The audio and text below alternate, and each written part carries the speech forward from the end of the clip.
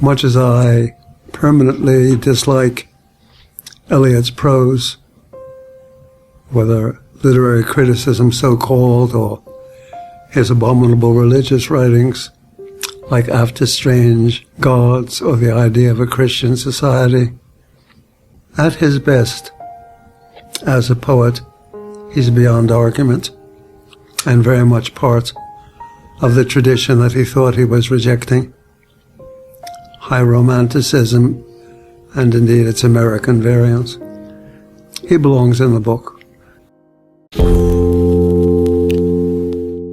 I confess a lifelong hostility to T.S. Eliot, whose literary criticism did real harm, and whose cultural criticism showed at times a vicious proto-fascism.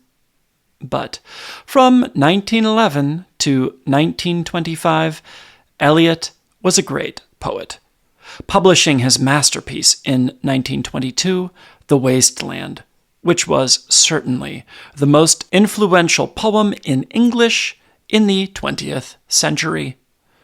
Fortunately, I need consider Eliot only at his best here, in La figlia che piange and The Love Song of J. Alfred Prufrock.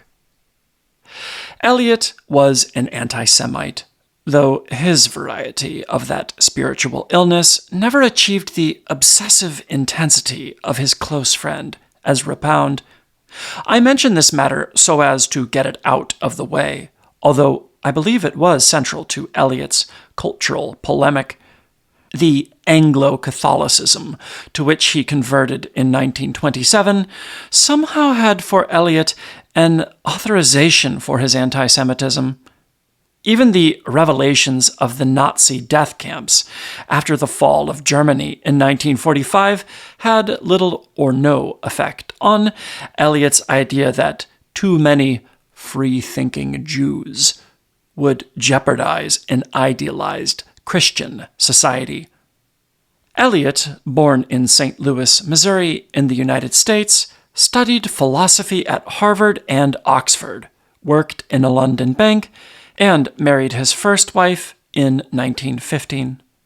The marriage was a disaster, and its failure led to the poet's mental breakdown in 1921. Much of The Waste Land resulted from this personal crisis.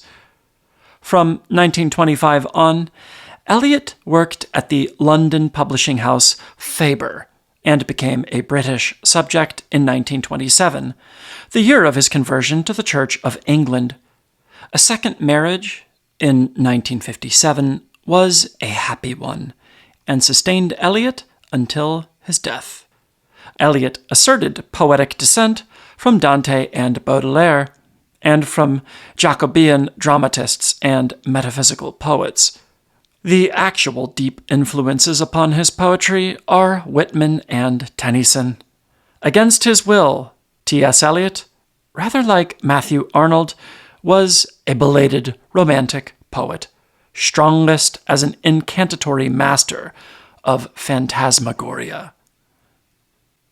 La figlia che piange, The Young Girl Who Weeps, is an exquisite Virgilian lyric of erotic longing and betrayal.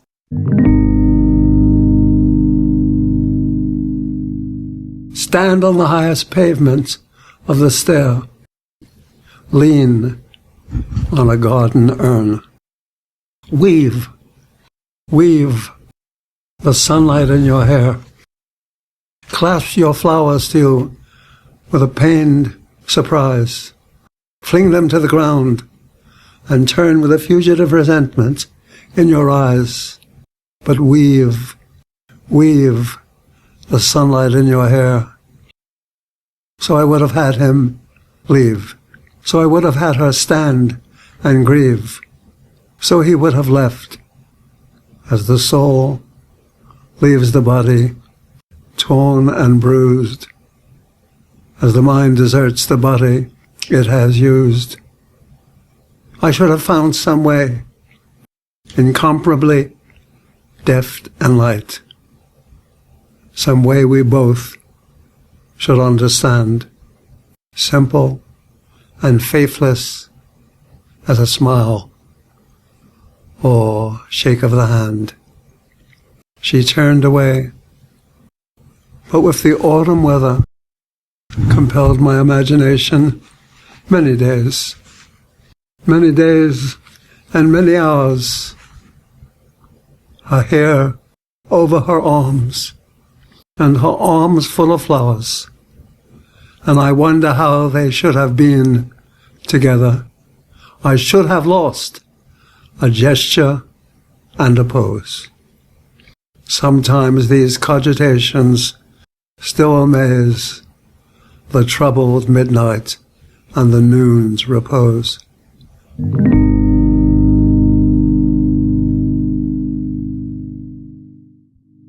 This impressive dramatic monologue has a clear debt to Browning, but takes many of its surface procedures from the minor French poet Jules Laforgue, who died in 1887.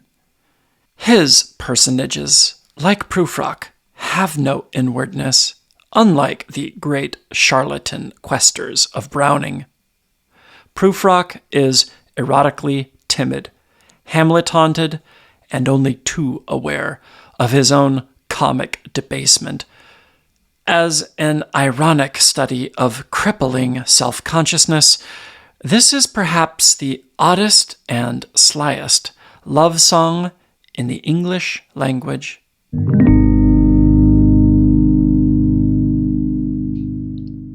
Let us go then, you and I, when the evening is spread out against the sky, like a patient etherized upon a table.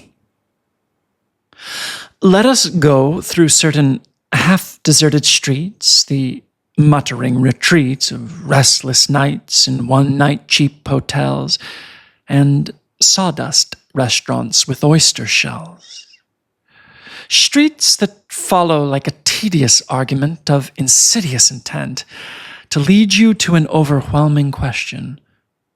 Oh, do not ask, what is it? Let us go and make our visit. In the room the women come and go, talking of Michelangelo. The yellow fog that rubs its back upon the window panes, the yellow smoke that rubs its muzzle on the window panes, licked its tongue into the corners of the evening, lingered upon the pools that stand in drains, let fall upon its back the soot that falls from chimneys, slipped by the terrace, made a sudden leap, and, seeing that it was a soft October night, curled once about the house and fell asleep. And indeed there will be time for the yellow smoke that slides along the street, rubbing its back upon the window panes. There will be time to prepare a face to meet the faces that you meet. There will be time to murder and create, and time for all the works and days of hands that lift and drop a question on your plate. Time for you and time for me. And time yet for 100 indecisions, and for 100 visions and revisions, but for the taking of a toast and tea. In the room the women come and go, talking of Michelangelo. And indeed there will be time to wonder, do I dare, and do I dare? Time to turn back and descend the stair. With a bald spot in the middle of my hair, they will say, how his hair is growing thin. My morning coat, my collar mounting firmly to the chin, my necktie rich and modest, but asserted by a simple pin. They will say, but how his arms and legs are thin. Do I dare disturb the universe? In a minute, there is time for decisions and revisions, which a minute will reverse.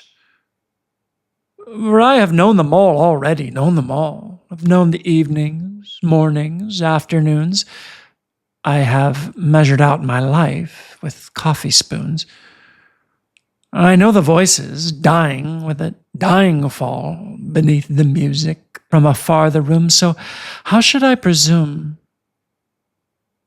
And I have known the eyes already, known them all. The eyes that fix you in a formulated phrase. And when I am formulated, sprawling on a pin, when I am pinned and wriggling on the wall, then how should I begin to spit out all the butt ends of my days and ways? And how should I presume? When I have known the arms already, known them all. Arms that are braceleted and white and bare, but in the lamplight, downed with light brown hair. Is it perfume from a dress that makes me so digress? Arms that lie along a table or wrap about a shawl, and should I then presume? And how should I begin? Shall I say, I have gone at dusk through narrow streets and watched the smoke that rises from the pipes of lonely men in shirt sleeves leaning out of windows? I should have been a pair of ragged claws scuttling across the floors of silent seas.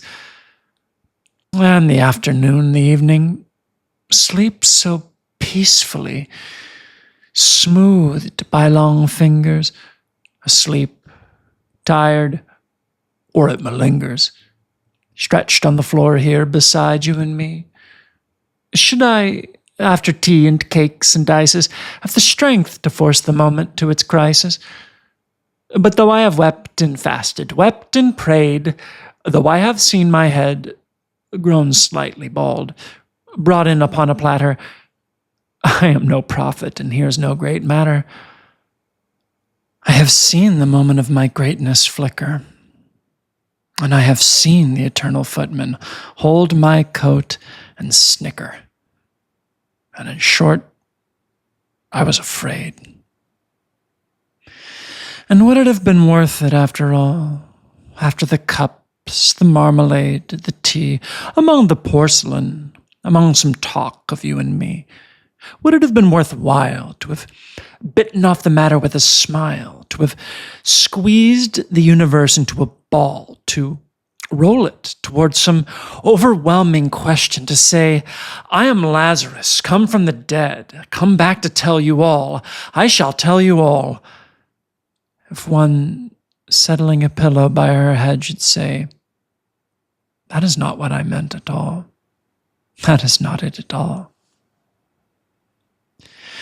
And would it have been worth it, after all? Would it have been worthwhile? After the sunsets and the dooryards and the sprinkled streets, after the novels, after the teacups, after the skirts that trail along the floor, and this, and so much more. It is impossible to say just what I mean, but as if a magic lantern through the nerves and patterns on a screen, would it have been worthwhile if one, settling a pillow or throwing off a shawl and turning toward the window, should say, that is not it at all.